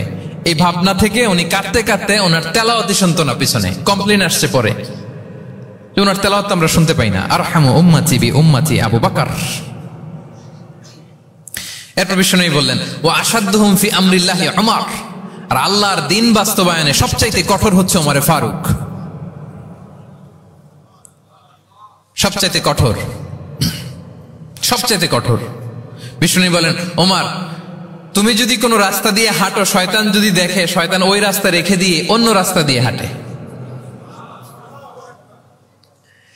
আবার বিষ্ণু বলেন আমার পরে কোনো নবী নাই, লা নাবিয়্যা বা'দি ওয়ালা রাসূল, আমার পরে কোনো নবী নাই, রাসূলও নাই, তবে লাউ কানা বা'দি নাবিয়্যুন লাকানা ওমর, আমার পরে নবী হওয়ার যোগ্যতা যদি কারো থাকে আমার সাহাবী ওমরের সেই যোগ্যতা আছে। প্রভু তুমি বলেছ রাসূল দেবে না, বলনি দেবে না ওমর, বলনি দেবে না হামজা তারিক, খালিদ বিজয় সমর। প্রভু তুমি বলেছ রাসূল দেবে না, বলনি দেবে না ওমর, বলনি দেবে না হামজা তারিক, খালিদ বিজয় সমর। প্রভু তুমি বলেছ রাসূল দেবে না। আল্লাহু আকবার। আল্লাহর জমিনে আল্লাহর দিন বাস্তবায়নে সবচেয়ে কঠোর হচ্ছেন ওমরে ফারুক। মুনাফিকরা থরথর করে কাঁপতো ওনার ভয়ে। আমাদের দেশে বাচ্চারা যদি না খায়, রাতের বেলা বাচ্চারা খেতে চায় না, তো মায়েরা ভয় দেখে খায়, এই খাও, নাহলে কিন্তু বিড়াল আসবে, কুকুর আসবে। কুকুর বললে খুব, আমার ছোট মেয়েটাও ভয় পায়, কুকুরের আওয়াজ শুনলে ভয় পায়। তো খেতে না চাইলে বলে এই কুকুর আসবে, কিন্তু কুকুর এটা করে না। বাচ্চাদেরকে খাওয়াতে গেলে যখন জ্বালাতন করে খেতে চায় না, মায়েরা কি বলে, এই ভূত আসবে, এই কুকুর আসবে। মদিনায় কি করতো জানেন? বাচ্চারা খেতে না চাইলে মায়েরা বলতো হা হুয়া ইয়াতি উমর, হা হুয়া ইয়াতি উমর, তাড়াতাড়ি খাও, এই যে ওমর আসতেছে, ওমর। What a personality. ওয়া আশাদ্দুহুম ফি আমরিল্লাহি উমর, আল্লাহর দিন বাস্তবায়নে সবচেয়ে কঠোর ছিলেন ওমর রাদিয়াল্লাহু তাআলা আনহু। ওয়া আসদাকুহুম হায়াআন উসমান, আর সবচেয়ে লজ্জাশীল ছিল আমার সাহাবীর মধ্যে কে? উনি এত লজ্জাশীল ছিলেন, উনাকে দেখে ফেরেশতারা লজ্জা পেয়ে যেত। আল্লাহ আল্লাহ, এত লজ্জাশীল, ফেরেশতারা লজ্জা পেয়ে যেত। ওয়া আকরাউহুম লিকিতাবিল্লাহি উবাই ইবনে কাব, আল্লাহর কিতাব সবচাইতে বিশুদ্ধ করে তেলাওয়াত করতে পারত উবাই ইবনে কাব রাদিয়াল্লাহু তাআলা। এই মোবাইলটা বন্ধ করতে হবে, ওই যে সবচাইতে চমৎকার করে কোরআন তেলাওয়াত করতে পারত বিশুদ্ধভাবে, কারীদের মতো করে কে? উবাই ইবনে কাব। ও আফরাদুহুম যায়েদ ইবনে সাবিত, ফারায়েজের বিধিবিধান, মানে বাবা মারা গেলে সন্তান যে ওয়ারিস হয়, দ্য ল অফ ইনহেরিটেন্স, এটার ব্যাপারে এক্সপার্ট সাহাবী হচ্ছে যায়েদ ইবনে সাবিত রাদিয়াল্লাহু তাআলা আনহু। ওয়া আ'লামুহুম বিল হালালি ওয়াল হারামি মুআয ইবনে জাবাল, আর আমার সাহাবাদের মধ্যে হালাল হারামে স্পেশালিস্ট হচ্ছে মুআয ইবনে জাবাল। ওয়া ইন্না লিকুল্লি উম্মাতিন আমিন ওয়া আমিনু হাযিহিল উম্মতি আবু উবাইদা ইবনুল জাররাহ, সব উম্মতের মধ্যে একজন বিশ্বস্ত গার্ডিয়ান থাকে, আমার উম্মতের মধ্যে বিশ্বস্ত গার্ডিয়ান সাহাবীর নাম হচ্ছে আবু উবাইদা ইবনে জাররাহ। সুবহানাল্লাহ পড়ে। আচ্ছা, ওই সাহাবীদের সামনে দাঁড়িয়ে বিশ্বনবী যখন এই অ্যাপ্রিসিয়েশন দিচ্ছে, বলেন তো সাহাবীদের কেমন লাগতেছে? কেমন লাগতেছে? আল্লাহ, অ্যাপ্রিসিয়েশন দিচ্ছে তো এলাকার মেয়র, তাই না? এমপি, প্রেসিডেন্ট, খোদ বিশ্বনবী, খোদ। দেখেন, উনি চাইলে না বললেও পারতেন, তাদেরকে ইন্সপায়ার করার জন্য তাশজিআন তাদের প্রশংসা করেছেন, অ্যাপ্রিসিয়েশন। দেখতেছে যে আবু বকর খুব নরম দিল, তিনি বললেন। দেখতেছেন যে ইসলাম প্রচারে ওমর খুব শক্ত মজবুত, তাকে অ্যাপ্রিসিয়েট করলেন, ক্রেডিটটা তাকে দিলেন। তাহলে বিশ্বনবী ক্রেডিট দিতে কখনো কার্পণ্যতা করতেন? গুণগ্রাহী ছিলেন। কিন্তু আমরা ভালো কিছু দেখলে এটা যে ভালো এতটুকু বলতে চাই না। এরকম করবেন আর না, এরকম করবেন না। সাহাবীদের মধ্যে সবচেয়ে সুরেলা গলার সাহাবী ছিলেন আবু মুসা আল-আশআরী রাদিয়াল্লাহু তাআলা আনহু। একদিন তিনি আবু মুসাকে বলেন, আবু মুসা, তুমি যে রাতে তেলাওয়াত করো আমি কিন্তু শুনি। ইয়া রাসূলুল্লাহ, আপনি কি করে শুনেন? আমার বাড়ি কই, আপনি থাকেন কই? বলছে, গত রাতে তুমি সূরা কাহফ তেলাওয়াত করছো না? বলছে, জি করছি তো। আপনি কিভাবে শুনলেন? বলতেছে, তোমার ঘরের পাশ দিয়ে যাচ্ছিলাম, এত সুন্দর করে তুমি তেলাওয়াত করতেছো আবু মুসা। লাকাদ উতিতা মিজমারান মিন মাযামিরি আলি দাউদ। আল্লাহ তাআলা দাউদ আলাইহিস সালামের গলায় যে সুরের ঝংকার দিয়েছেন, আমার সাহাবীদের মধ্যে আল্লাহ তোমার গলায় ওই সুরের ঝংকার ঢুকাইয়ে দিয়েছে। বলেন, বিশ্বনবীর কাছ থেকে যখন উনি এটা শুনছেন ওনার কেমন লাগছিল? হ্যাঁ, how does he feel that time? মানে ফিলিংসটা কেমন লাগছে? হ্যাঁ, আমাদেরকে তো একজন বড় কেউ প্রশংসা করলে আমরা কত খুশি হয়ে যাই। বিশ্বনবী স্বয়ং প্রশংসা করেছেন, সুবহানাল্লাহ। দেখেন প্রিয় ভাইরা, বিষ্ণু ইসলাম শুধু মুমিনদেরকে, মুসলিমদেরকে যদি এটা করতেন তাহলে একটা কথা ছিল, পানি পানি থাক, 1 ঘন্টার জন্য একটু কষ্ট করতে হবে। আমি পানি না খেয়ে কথা বলতেছি না, একটু কষ্ট করেন। এই পানি, এই চানাচুর, বিস্কিট দেওয়া শুরু করলে আলোচনা শুরু নষ্ট হয়ে যায়। পানিটা থাক, একটু পরে আমরা পানি খাবো ইনশাল্লাহ। আমার দিকে তাকান, আমার দিকে তাকান। ওই যে আরেকজন দায়িত্ব পালন করতেছে মোবাইল নিয়ে, আমার দিকে তাকান। আমরা তো আমার দলের বাইরে কেউ ভালো কিছু করলে বলি না। বিষ্ণু ইসলাম ইহুদির প্রশংসা করেছেন। আপনি আছেন কই মিয়া? ইহুদি।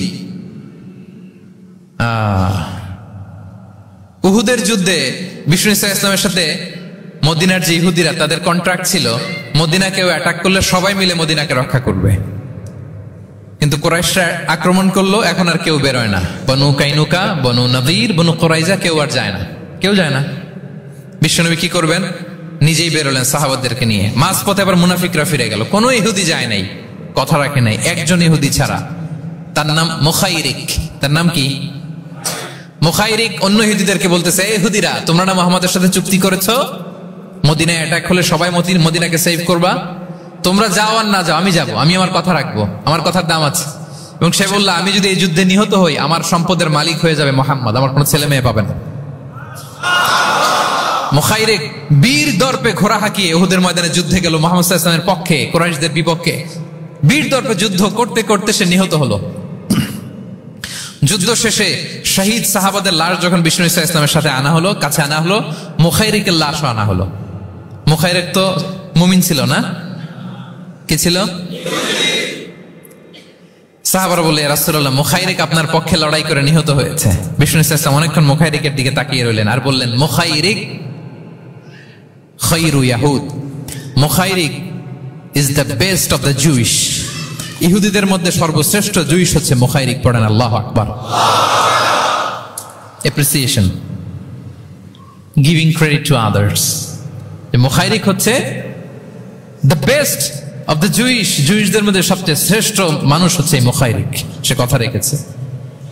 চিন্তা করেন, অমুসলিম, ইহুদি, তারপরেও তার যে ভালো গুণ এটা স্বীকার করতে বিশ্বনবী কার্পণ্যবোধ করেন, ক্রেডিট দিতে কোনো দেরি করেন।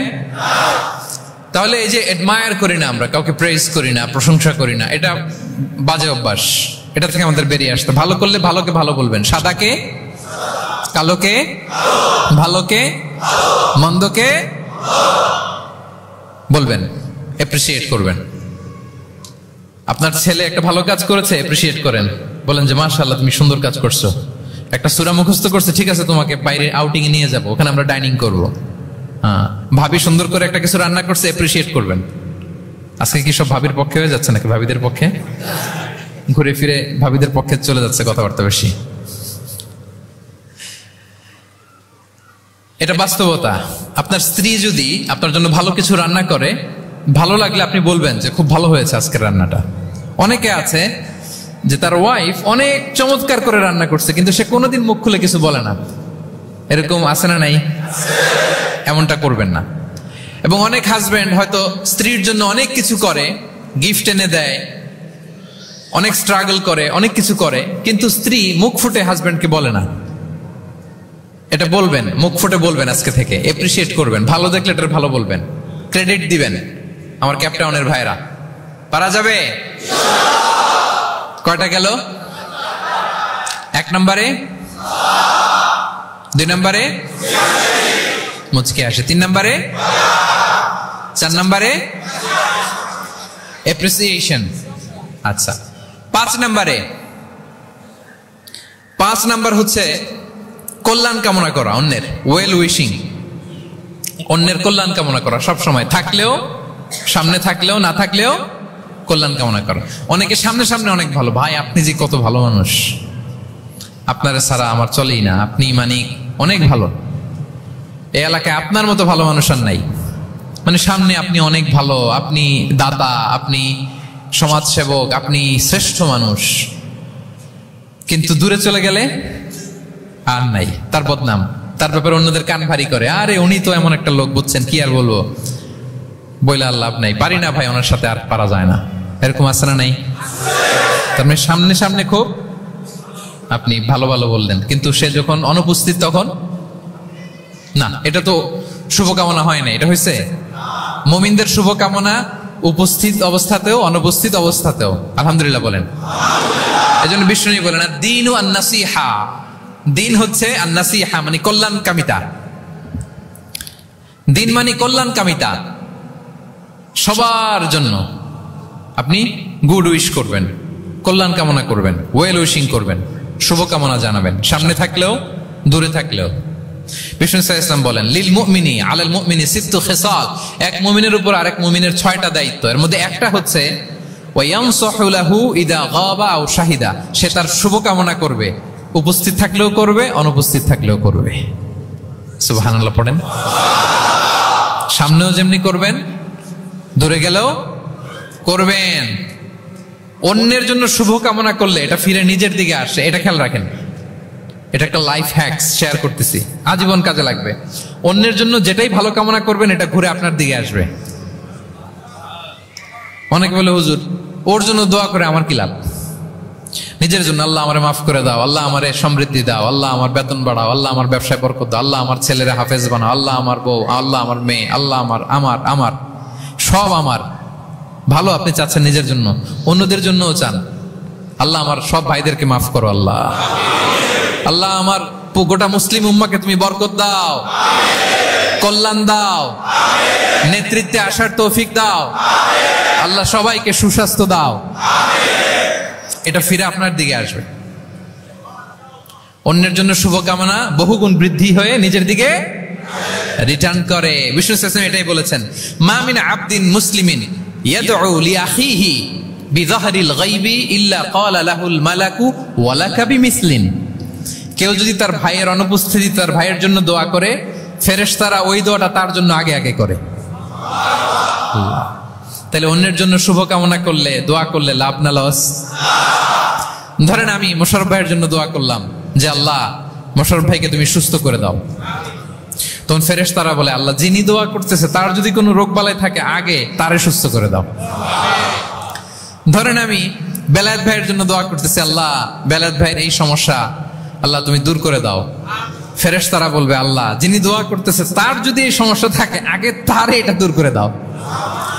ধরেন আমি দোয়া করলাম আল্লাহ আমার এই ভাই, আল্লাহ সে গরিব, তার অর্থের বড্ড অভাব, দারিদ্রতা, আল্লাহ তুমি আমার ভাইয়ের দারিদ্রতা দূর করো। ফেরেশতারা বলে ওয়ালাকা বিমিসলিন, তোমার জন্য এটা, মানে আল্লাহ যিনি দোয়া করতেছে তার যদি অর্থের প্রয়োজন থাকে আগে তার দারিদ্রতা দূর করে দাও। তাহলে বলেন তো অন্যের জন্য দোয়া করলে লাভ না লস? অন্যের জন্য ভালো দোয়া করলে এটা নিজের দিকে আসে। কিসের দিকে আসে? তাহলে শুভ কামনা 5 নম্বরে কি? আচ্ছা 10টার মধ্যে কয়টা বলে ফেলছি? ক্লান্ত হচ্ছেন না তো আপনারা? শুভকামনা নিয়ে একটা গল্প বলে আমি 6 নম্বরে যাচ্ছি। এক লোক মাগরিবের নামাজের আগে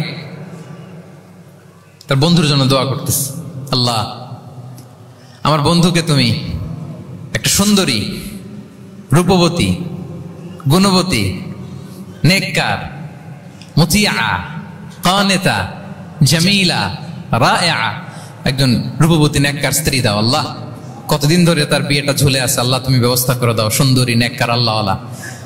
তো সে তো তার বন্ধুর জন্য প্রাণ ভরে দোয়া করতেছে, আর তার স্ত্রী ওয়াইফ পাশেই ইফতারি রেডি করতেছিল। এই দোয়া শুনে মহিলা তো তেলে বেগুনে জ্বলে উঠছে, দৌড়ে আসে বলছে, এই তুমি কিসের দোয়া করো, রাখো। সে বেচারা মোনাজাতের মধ্যে তো ভরকে গেছে, ভয়ে বলে, কি হইলো, আমি তো দোয়া করতেছি আমার বন্ধুর জন্য। তো মহিলা বলে, তুমি কি মনে করছো আমি হাদিসটা জানি না? অন্যের জন্য কোনো ভালো দোয়া করলে আগে যেটা নিজের জন্য কবুল হয়, তুমি মনে করছো আমি জানি না? তুমি ভাবছো হাদিস শুধু তুমি একা জানো, আমি জানি না? না, কি সব দোয়া করো এগুলা? আল্লাহু আকবার, আল্লাহ রহম করুক। প্রিয় ভাইরা, এটা বলার উদ্দেশ্য হচ্ছে আপনি ভালো কিছু অন্যের জন্য চাইলে আল্লাহ তাআলা এটা নিজের জন্য কবুল করে নেয়। তাহলে অন্যের জন্য কল্যাণ কামনা করা, এটা হচ্ছে হৃদ্যতা, ভালোবাসা, সুসম্পর্ক বানানোর 5 নাম্বার টিপস। কয় নাম্বার? আচ্ছা, 6 নাম্বার টিপস হচ্ছে বিপদে কাউকে সাহায্য করা। কি করা? বিপদে সাহায্য করা। বিপদে যে সাহায্য করে সেই আসল বন্ধু, ঠিক কিনা? কাউকে যদি বিপদের সময় আপনি সাহায্য করেন, সে আজীবন মনে রাখবে আপনাকে। সে যদি কৃতজ্ঞ মানুষ হয়, ভালো মানুষ হয়, আজীবন আপনাকে মনে রাখবে, কখনো ভুলবে না। এবং বিষ্ণু ইসলাম বলেন, ওয়াল্লাহু ফি আউনিল আবদি মা দামাল আবদু ফি আউনি আখি। আল্লাহ তাআলা ততক্ষণ পর্যন্ত বান্দার সাহায্যে থাকে যতক্ষণ বান্দা তার ভাইয়ের সাহায্যে থাকে। তাহলে আপনি যদি আল্লাহর সাহায্য চান, আপনার কি করতে হবে বলেন তো? আপনার ভাইকে সাহায্য করতে হবে। আল্লাহু ফি আউনিল আবদি মা দামাল আবদু ফি আউনি আখি। খেয়াল করেন কথাটার ওজন কত বেশি। আল্লাহ ততক্ষণ বান্দার সাহায্যে থাকে যতক্ষণ বান্দা তার ভাইয়ের সাহায্যে থাকে। আমি আমার ভাইকে সাহায্য করলে আল্লাহর পক্ষ থেকে সাহায্য নাজিল হবে। আল্লাহ বলে, এই বনি আদম, দাও দাও, তুমি দিলে আমি তোমারে দেব। উনফিক আলাই, এই বনি আদম দাও, আমি তোমারে দেব। সুবহানাল্লাহ। আমরা অন্যরে দিতে চাই না, কিন্তু ওনার কাছ থেকে চাই। তাহলে আল্লাহর সাহায্য পাওয়ার প্রথম শর্ত হচ্ছে মানুষকে সাহায্য করা। কি বলেন? তাহলে 6 নাম্বার, পারস্পরিক সম্পর্ক যে আমরা যত্ন নিব বলছি, এই যত্ন নেওয়ার 6 নাম্বার টিপস হচ্ছে, ভালোবাসা বাড়ানোর 6 নাম্বার টিপস হচ্ছে টু হেল্প ইন ডেঞ্জার, বিপদে সাহায্য করা। কি করা? নট নেসেসারিলি যে সবসময় টাকা দিয়ে সাহায্য করতে হবে। টাকা ছাড়া সাহায্য করা যায় না। সে জানে না কি করতে হবে, বললেন, পরামর্শ দিলেন, টাকা লাগলে কখনো টাকা দিলেন। নতুন আসছে কেপ টাউনে, কিছু জানে না, ব্যবসা বাণিজ্য কোথায় কি, একটু বুদ্ধি পরামর্শ দিলেন। এটাও কিন্তু সাহায্য। যার যেভাবে সাহায্যের প্রয়োজন, যদি আপনি আপনার ভাইয়ের সাহায্যে থাকেন, আসমান থেকে আল্লাহর সাহায্য পাবেন। বিষ্ণু ইসলাম নবী হওয়ার আগে ওনার 5টা স্পেশাল কোয়ালিটি ছিল। কয়টা? এর মধ্যে 2টা এই পয়েন্টের সাথে যায়। সেটা হচ্ছে, আর এটা বলছে ওনার খোদ স্ত্রী, প্রথম স্ত্রী, বিষ্ণুর প্রথম স্ত্রীর নাম খাদিজাতুল কুবরা তাহেরা রাদিয়াল্লাহু তাআলা আনহা। কারো ব্যাপারে যদি সঠিক তথ্য জানতে চান, তার ওয়াইফকে নক করবেন, মানে তার স্ত্রীর কাছ থেকে রিপোর্ট নেবেন, আসলটা পেয়ে যাবেন। কয়েকটা জায়গায় নক করলে পাওয়া যায়। বড় সাহেবের তথ্য যদি জানতে চান, বড় সাহেবের দারোয়ানকে জিজ্ঞেস করেন, বড় সাহেবের ড্রাইভারকে জিজ্ঞেস করেন, বড় সাহেবের ঘরের কাজের বুয়াকে জিজ্ঞেস করেন, আর বড় সাহেবের বিবিকে জিজ্ঞেস করেন।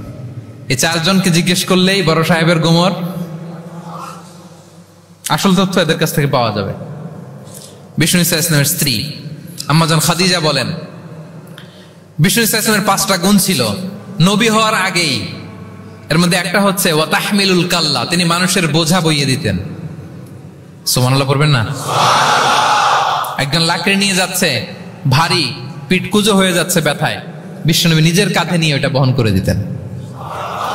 ওয়া তাকসিবুল মা'দুমা, অন্যের জন্য উপার্জন করতেন, নিজে ছাগল চড়ায় ওই টাকাগুলো যারা খেতে পায় না তাদের হাতে তুলে দিতেন। মা বা'আসাল্লাহু নাবিয়্যান ইল্লা রা'আল গানাম, পৃথিবীতে এমন কোন নবী নাই যে নবীরা ছাগল চড়ায় নাই। সাহাবারা বললেন, ওয়া আনতা ইয়া রাসূলুল্লাহ, হে নবী আপনিও? বিষ্ণু বললেন, কুনতু আরআহা লিকারারিত লিআহলি মক্কা, আমি অল্প কিছু কিরাত, মানে অল্প কিছু পয়সার বিনিময়ে মক্কার লোকদের ছাগল চড়াই দিতাম। He started his first career as a shepherd, রাখাল হিসেবে ক্যারিয়ার শুরু করছিলেন, ইনকামের রাস্তা। আর আমরা কাজ ভাগাভাগি করে, এটা ছোট কাজ, এটা করবো না, ওইটা করবো না। বিষ্ণু ইসলাম ছাগল চড়াতেন মরুভূমিতে, এবং এই উপার্জিত টাকাটা সুবিধা বঞ্চিত মানুষের হাতে তুলে দিতেন। চিন্তা করেন কি মানসিকতা ছিল বিশ্বনবীর। তাহলে আপনি যদি কারোর সাথে হৃদ্যতা বাড়াতে চান, বিপদে এগিয়ে আসবেন, সাহায্য করবেন। তাহলে 6 নাম্বার হচ্ছে টু হেল্প ইন ডেঞ্জার। কেউ বিপদে পড়লে তার to extend hour helping hand to others, আমরা সাহায্যের হাত বাড়িয়ে দিব। পারা যাবে তো ইনশাআল্লাহ? কয়টা গেল? 7 নাম্বার হচ্ছে ভিজিটিং সিক, অসুস্থ ব্যক্তিকে ভিজিট করা। এটা অনেক বড় সওয়াবের কাজ এবং এতে আপনার হৃদ্যতা বাড়বে, ওই লোক আপনাকে মনে রাখবে।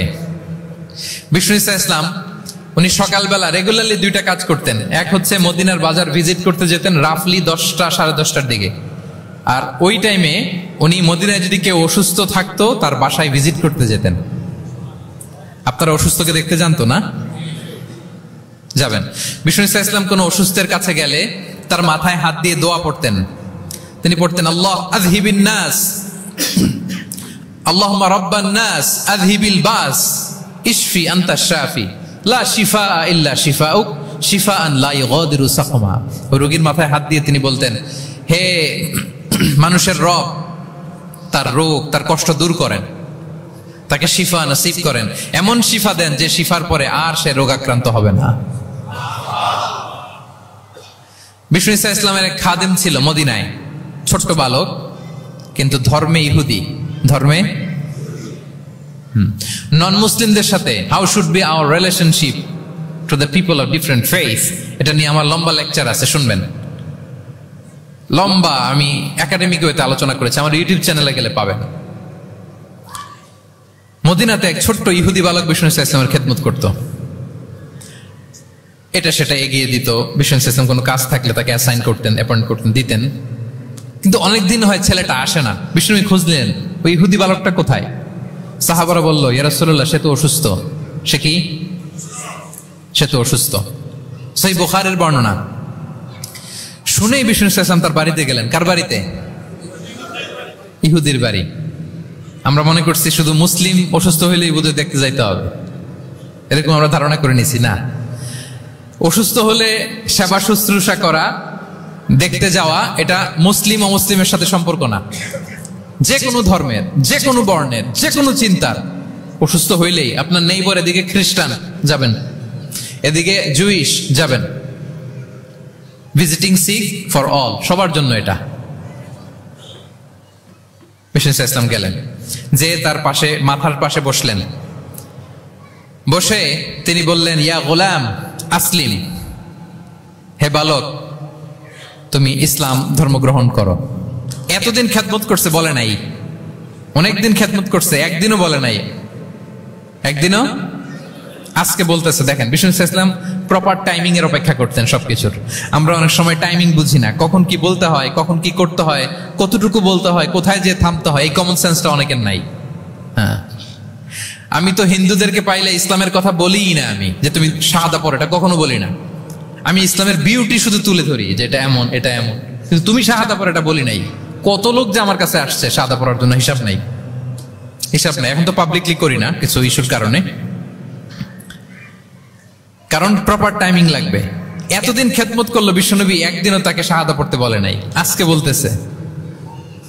Proper timing. যখন বিষ্ণু বললেন, ইয়া গোলাম আসলিম, ইসলাম ধর্ম গ্রহণ করো, ছোট্ট বাচ্চা ফানাযারা ইলা ওয়াজহি আবি, তার বাবার দিকে তাকালো, মানে বুঝাতে চাইলো যে বাবা আমি কি করব।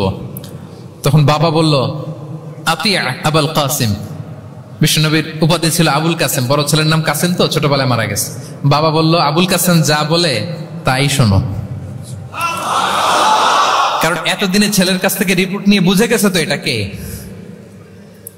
এটা যে রাহমাতাল লিল আলামিন, এটা যে বিশ্বনবী, এটা যে দ্য লাস্ট মেসেঞ্জার, এটা বাবা মিলাই ফেলছে।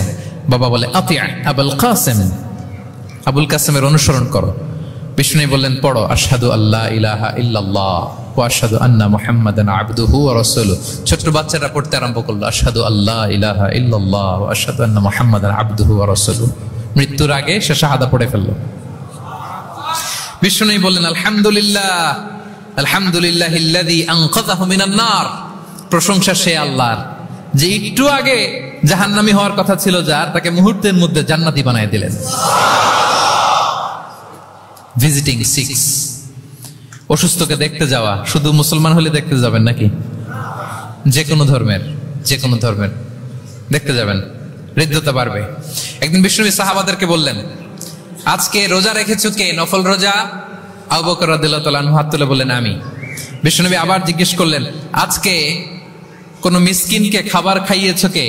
আবু বকর রাদিয়াল্লাহু বললেন, আমি। বিশ্বনবী আবার বললেন, আজকে কোন জানাজায় শরীক হয়েছে এমন কেউ আছে? আবু বকর বললেন, আমি। বিশ্বনবী বললেন, আজকে কোন অসুস্থকে ভিজিট করে আসছো এরকম কি কেউ আছে? আবু বকর বললেন, আমি। বিশ্বনবী বললেন, মাজতামা'না ফি ইমরিইন ইল্লা দাখালাল জান্নাহ। এতগুলো গুণ যদি একটা ব্যক্তির মধ্যে থাকে, ওই ব্যক্তি তো জান্নাতি না হয়ে পারে না।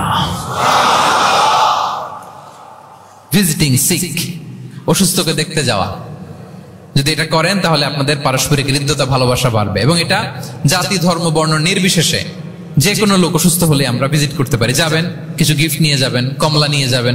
সাউথ আফ্রিকাতে তো দেখি আমি একেবারে ফ্রেশ ফ্রুট, সুবহানাল্লাহ। আমি যেখানেই গেছি কোনো ফরমালিন নাই, তাজা, টাটকা, ফ্রেশ, এত সুন্দর স্মেল, এত সুন্দর টেস্ট এটার, আলহামদুলিল্লাহ। বস্তা ভরে ফল নিয়ে দেখতে যাবেন, পারা যাবে তো? 7 নম্বরে কি ছিল বলে গেছে, ভিজিটিং 6, অসুস্থ কে দেখতে যাওয়া। পারবেন? কয়টা হইল? আর বাকি রইল কয়টা? কষ্ট হচ্ছে? মনোযোগ আছে না গেছে? তাকবীর পড়ুন, আল্লাহু আকবার।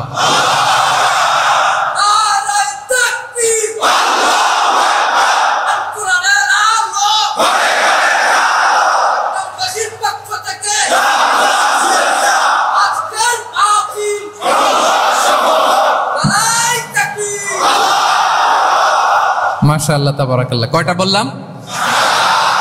8 নাম্বার হচ্ছে এক্সচেঞ্জিং গিফট, উপহার দেয়া, গিফট দেওয়া। কি দেওয়া?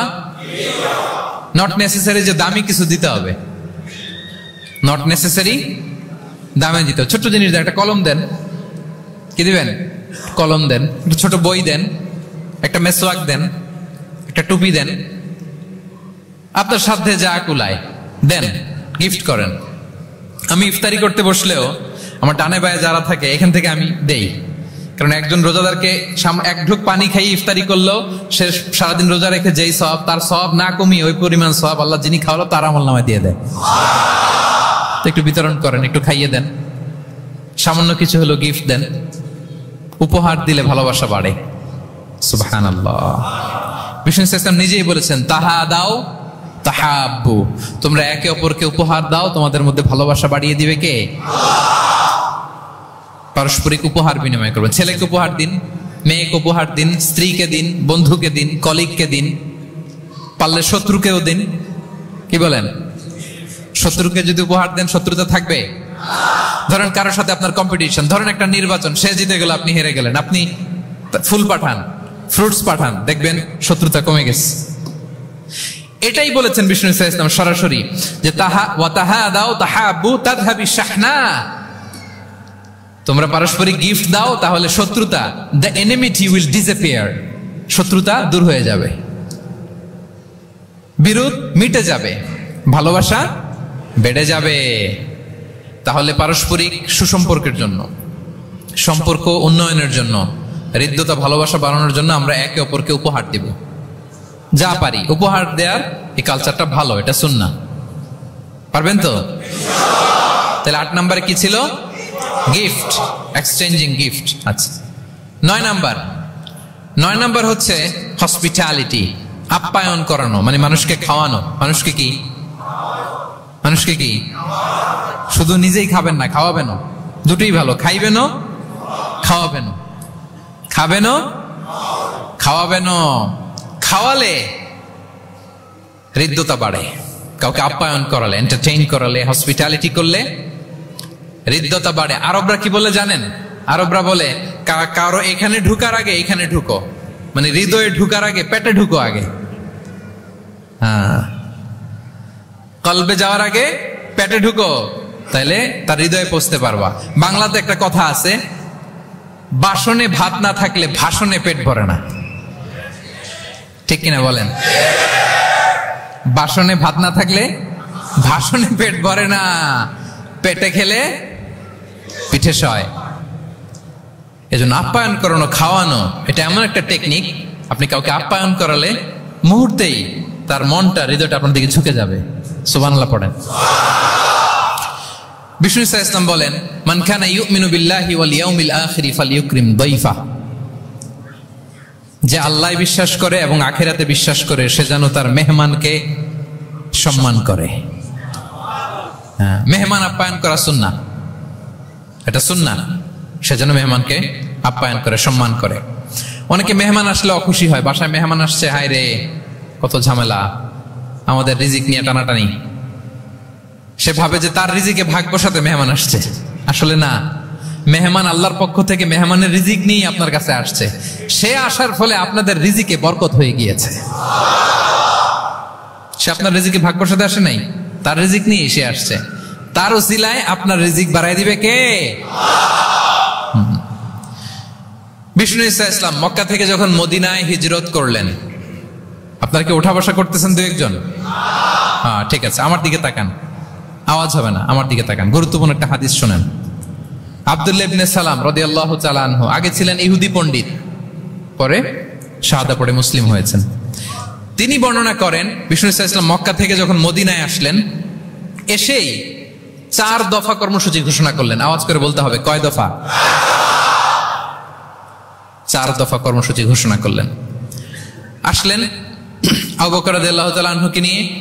প্রতিদিন মদিনার লোকেরা সানিয়াতুল ওয়াদা নামক একটা জায়গা আছে, ওই জায়গার মধ্যে দাঁড়িয়ে থাকতো, কখন আসবে আখিরি জামানার পায়গাম্বার বিশ্বনবী মুহাম্মদুর রাসূলুল্লাহ সাল্লাল্লাহু আলাইহি ওয়াসাল্লাম। একদিন ওই যে দূর ধুধুমরু প্রান্তরে ধুলাবালি উঠতে দেখা যায়। দেখে তো মদিনার লোকেরা আনন্দে আটখান, আত্মহারা, সবাই ওয়েলকাম জানাতে লাগলো। মানুষের মধ্যে গুঞ্জরণ আওয়াজ ছড়িয়ে পড়তে লাগলো, নবী এসেছে, নবী এসেছে, নবী এসেছে। আব্দুল্লাহ ইবনে সালাম তখনও ইহুদি, তিনি এই কথা শুনে সবার সাথে তিনিও ছুটে গেলেন দেখার জন্য। দেখি তো নবী আসছে, কি নবী, কি বলে দেখি তো। তিনি বললেন, আমি ভিড় ঠেলে গেলাম, দেখলাম 2টা ওটে করে 2 জন, একটাতে আবু বকর, একটাতে বিশ্বনবী। বিশ্বনবীকে একটা নজর দেখার জন্য মদিনার লোকেরা পাগল হয়ে তার চারদিকে ক্রাউড করছিল, ভিড় করছিল, বিশ্বনবীর কাছে ঘেঁষার জন্য, কাছে ঘেঁষার জন্য, মুবারক চেহারাটা একটা নজর দেখার জন্য। আব্দুল্লাহ ইবনে সালাম বলেন, আমিও মানুষ ঠেলে, ধুলাবালি উঠতেছে শুধু, দেখতে পাই না, মানুষ ঠেলে একবার তার দিকে তাকালাম। যখন আমি তার দিকে নজর করলাম, ফালাম্মা নাযারতু ফাআরাফতু আন্না ওয়াজহাহু লাইসা বিওয়াজহিন কাযাব, আমি তার চেহারা দেখে বুঝতে পারলাম এই চেহারা কোনো মিথ্যাবাদীর চেহারা হতে পারে না। আল্লাহ, না জানি কত নুরানি ছিল বিশ্বনবীর চেহারা। বিশ্বনবীর কথা তো অনেক পরে, অনেকে চেহারা দেখেই শাহাদা পড়ে মুসলমান হয়েছে। একটা নূরের জ্যোতি বিশ্বনবীর চেহারা মোবারক থেকে সবসময় স্পার্ক করত। আল্লাহু আকবার। হেরা হতে হেলে দুলে নুরানি তনু ওকে আসে হায়, সারা দুনিয়ার হেরে মেরে পর্দা খুলে খুলে যাই, সে যে আমার কমলিওয়ালা কমলিওয়ালা, সে যে আমার কমলিওয়ালা কমলিওয়ালা। তার ভাবে বিভোল রাঙা পায়ের তলে, পর্বত জঙ্গম টল মল টলে। তার ভাবে বিভোল রাঙা পায়ের তলে, পর্বত জঙ্গম টল মল টলে।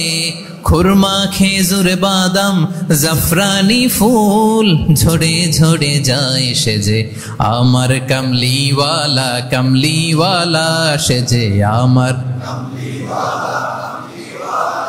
হেরা হতে হেলে দুলে নুরানি তনু ওকে আসে হায়, সারা দুনিয়ার হেরে মেরে পর্দা খুলে খুলে যাই, সে যে আমার কমলিওয়ালা কমলিওয়ালা, সে যে আমার কমলিওয়ালা কমলিওয়ালা। আল্লাহু আকবার পড়েন। ফালাম্মা নাযারতু ইলা ওয়াজহিহি আরাফতু আন্না ওয়াজহাহু লাইসা বিওয়াজহিন কাযাব, আব্দুল্লাহ ইবনে সালাম বলেন, মানুষের ভিড় ঠেলে আমি যখন বিশ্বনবীর চেহারাটা দেখলাম, আমার মন বলে দিল এ চেহারা কোনো মিথ্যাবাদীর চেহারা হতে পারে। বিশ্বনবী মানুষের ভিড় দেখে ছোট্ট একটা ভাষণ দিলেন। তিনি বললেন, আইয়ুহান নাস, ওহে মানব সকল। 4 দফা কর্মসূচির ঘোষণা। তিনি বললেন, আইয়ুহান নাস আফশুস সালাম, বেশি বেশি সালাম দাও। ওয়া আতঈমুত তাআম, বেশি বেশি মানুষকে খাবার খাওয়াও। ওয়াসিলুল আরহাম, আত্মীয়তার বন্ধনকে অটুট রাখো। ওয়াসাল্লু বিল লাইলি ওয়ান নাসু নিয়াম, মানুষ যখন ঘুমিয়ে থাকে রাত জেগে সালাত পড়ো। তাদখুলুল জান্নাতা বিসালাম, তাহলে সহজে শান্তিতে আল্লাহর জান্নাতে ঢুকে যাবে। তাহলে মদিনায় যেই বিশ্বনবী যে 4 দফা কর্মসূচির ঘোষণা দিলেন, এর মধ্যে খাওয়ানোর কথা আছে না নাই? আতঈমুত তাআম, খাবার খাওয়াও। একটা দেশে যখন খাদ্য সংকট হয়, ওই দেশের আর কোনো স্টেবিলিটি থাকে না, এটা একটা অকার্যকর রাষ্ট্রে পরিণত হয়, ঠিক কিনা বলেন? বিশ্বনবী মদিনায় যেই খাদ্যের সংকট দূর করে দিলেন। ধনীদেরকে বললেন খাওয়াও, মানুষকে খাবার খাওয়াও। হসপিটালিটি, আপ্যায়ন করা, এন্টারটেইন করা, এটা যদি করেন তাহলে নিজেদের মধ্যে হৃদ্যতা বাড়বে, ভালোবাসা বাড়বে। আলহামদুলিল্লাহ, পৃথিবীর সব নবীরা মেহমানকে রেসপেক্ট করতেন, আপ্যায়ন করাতেন। বিষ্ণু ঈসা ইসলাম, মক্কা এমন কোন লোক ছিল না বিশ্বনবীর হাতের রান্না খায় নাই। নবী হওয়ার আগ থেকেই, নবী হওয়ার পরে তো মেহমানদের আরো বাড়াই দিচ্ছেন। টার্গেট করে করে, দাওয়াতি টার্গেট করে করে বিষ্ণুনবী 2-4 জনকে খাওয়াতেন। আল্লাহু আকবার। ইব্রাহিম আলাইহিস সালাম মেহমান ছাড়া কখনো খাবারই খেতেন না।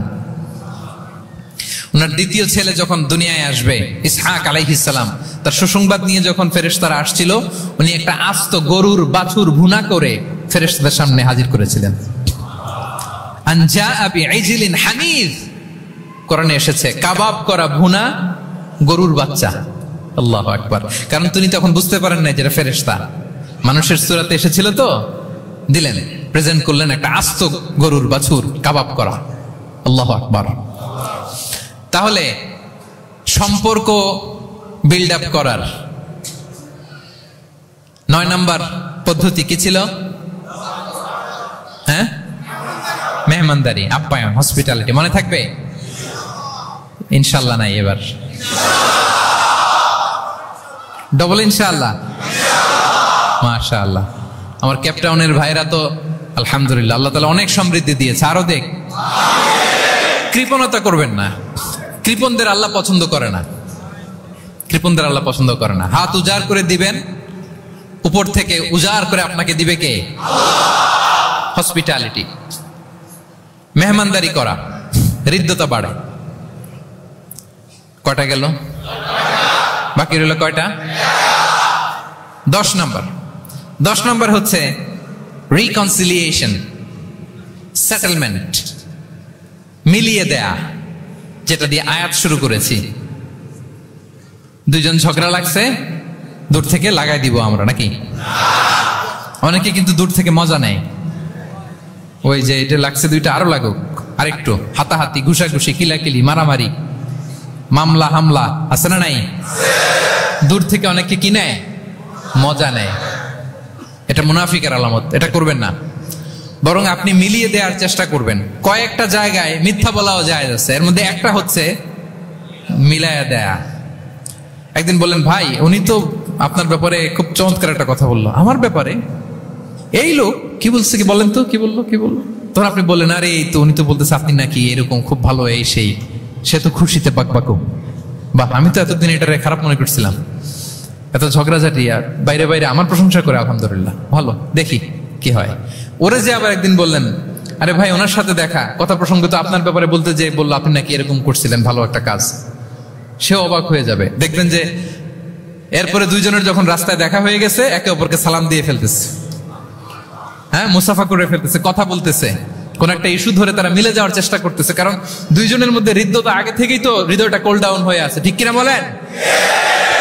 আর এই মধ্যস্থতা করেছেন কে? আপনি। আপনি আপনি মধ্যস্থতা করছেন। রিকনসিলিয়েশন, মিলায়ে দিবেন। তাহলে ঝগড়া লাগলে আজকে থেকে আমরা কি করব? মিলায়ে দিব, সেটেলমেন্ট করে দিব। আল্লাহ বলেন, ফাত্তাকুল্লাহ ওয়া আসলিহু যাতা বাইনিকুম, আল্লাহরে ভয় করো, আর নিজেদের মধ্যে বিবাদ বিরোধ হলে এটার উস্কে দিও না, মিলিয়ে দাও। কি করো? মিলিয়ে দাও। একটা অত্যন্ত জরুরি হাদিস বলছি, মনোযোগ দিয়ে শুনুন, এটা বলে শেষ করব।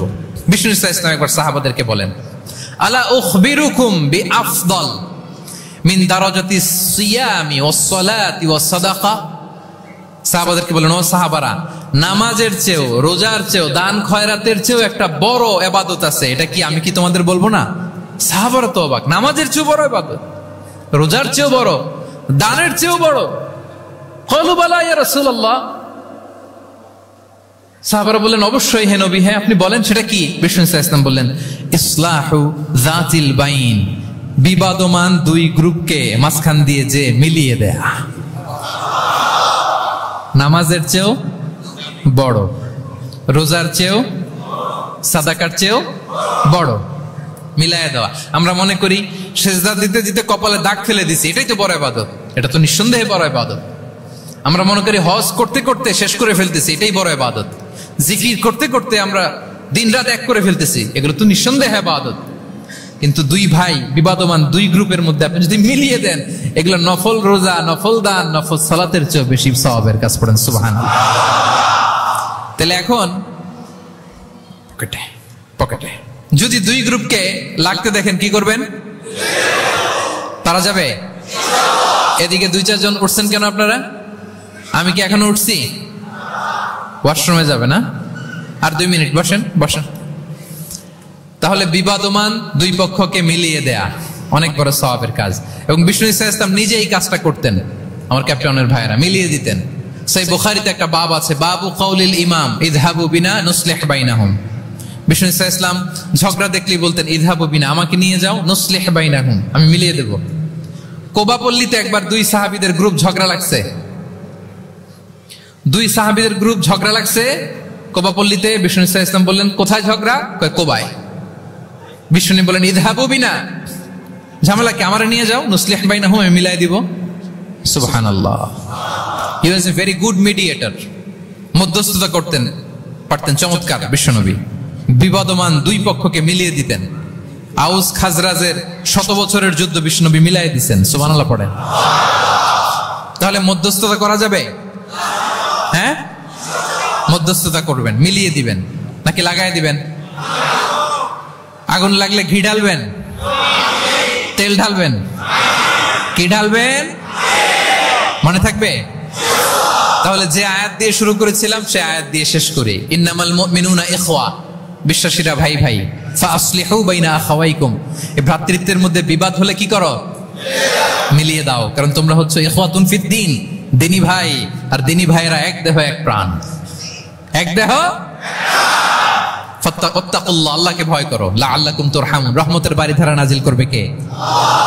তাহলে সম্মানিত সুধী, আমাদের এই ভেঙে যাওয়া ভঙ্গুর সম্পর্কগুলোকে যেন আমরা জোড়া লাগাই। আমাদের পারস্পরিক হৃদ্যতা, ভালোবাসা, এগুলো বাড়ানোর জন্য ইসলামের দেয়া যে 10টা ফর্মুলা আজকে বলেছি, এগুলোর জন্য আমরা আমল করি। পারা যাবে? দেখি কয়জনের মনে আছে। 1 নাম্বার কি ছিল? 2 নাম্বার মুচকি হাসি, 3 number welcome, 4 number appreciation, 5 number শুভকামনা, ওয়েল উইশিং, 6 নাম্বার বিপদে সাহায্য করা, to help in danger, 7 number অসুস্থকে দেখতে যাও, visiting sick, 8 number exchanging gift উপহার দেয়া, 9 নাম্বার হসপিটালিটি মানে মেহমানদারি, 10 নাম্বার লাগিয়ে দেওয়া। মনে থাকবে? কয়দিন? সারা জীবন। আল্লাহ তাআলা আমাদের সম্পর্কগুলোকে মজবুত করুক, আমাদের মধ্যে হৃদ্যতা বাড়িয়ে দিক, ভালোবাসা বাড়িয়ে দিক, গোটা বিশ্বের মুসলিমদেরকে এক দেহ এক প্রাণ হিসেবে আল্লাহ কবুল করুক। আমার বাংলাদেশের উপর আল্লাহ খাস রহমত নাজিল করুক। আপনারা যারা এসেছেন সবাইকে আল্লাহ তাআলা ঈমানের উপর অবিচল রাখুক, তার স্পেশাল রহমতের চাদরে আবৃত রাখুক। আমার বোনদেরকে আল্লাহ তাআলা খাদিজার মতো, ফাতেমা রাদিয়াল্লাহু তাআলা আনহার মতো কবুল করুক। পড়ি আমিন।